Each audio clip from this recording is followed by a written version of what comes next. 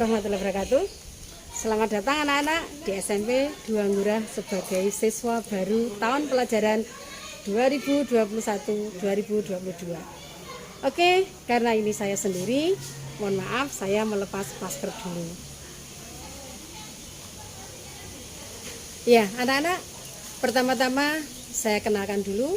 Saya adalah Kiptia, saya pengampu pelajaran bahasa Inggris. Dan insya Allah di tahun pelajaran ini saya akan memegang kelas 9A sampai F. Oke, sekali lagi selamat datang, selamat bergabung di SMP Dua Ngurah. Semoga kalian semuanya sukses dan segera mengubah image menjadi pelajar yang berprestasi di masa pandemi. Oke, pada kesempatan kali ini adalah kegiatan MPLS. Tentunya anak-anak harus tahu apa itu MPLS. MPLS itu adalah masa pengenalan lingkungan sekolah. Kalau dulu dikenal dengan MOS, masa orientasi sekolah. Nah, pada kesempatan ini saya akan memperkenalkan materi tentang cara belajar mandiri. Belajar mandiri, siapa takut? Ya kan? Tidak ada yang takut dengan belajar mandiri. Manusia dalam kehidupan itu wajib belajar. Belajar itu tidak terbatas. Belajar itu di mana saja, kapan saja, dengan siapa saja. Kalau manusia belajar, berarti manusia itu nanti bisa bertahan.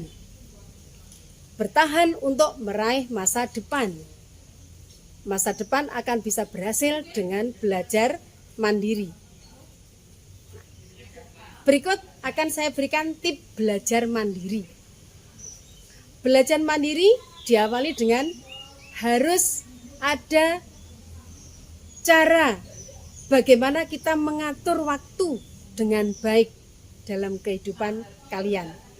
Karena kalian pelajar, jadi jangan terlena bahwa kalian belajar daring atau online, akhirnya kalian tidak bisa menata waktu. Pastikan kalian mengikuti kegiatan belajar itu sesuai dengan jadwal yang ada.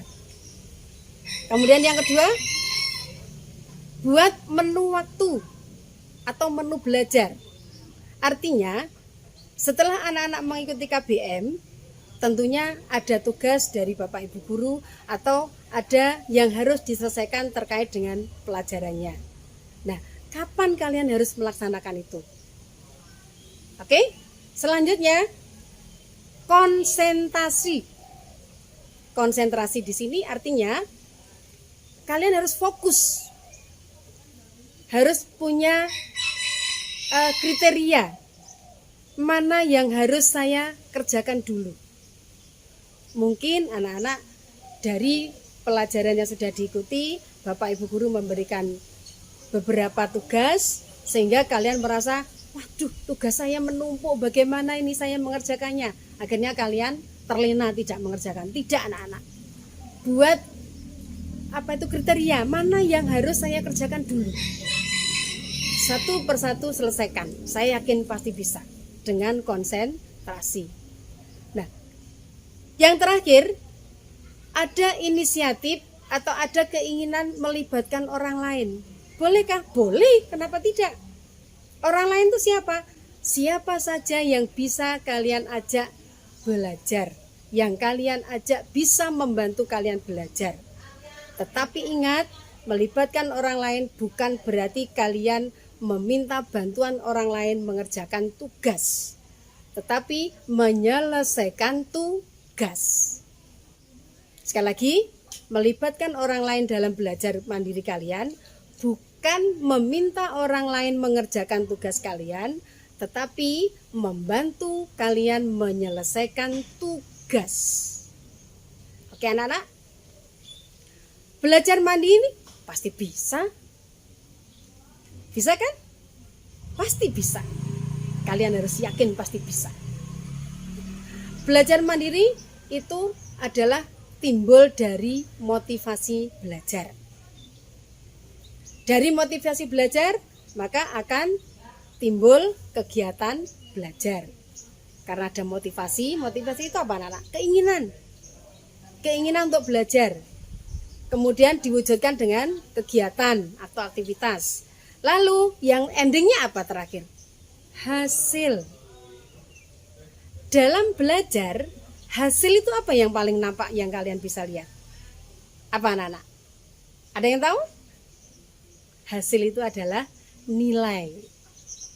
Pasti kalian semua bermimpi ingin mendapatkan nilai yang luar biasa.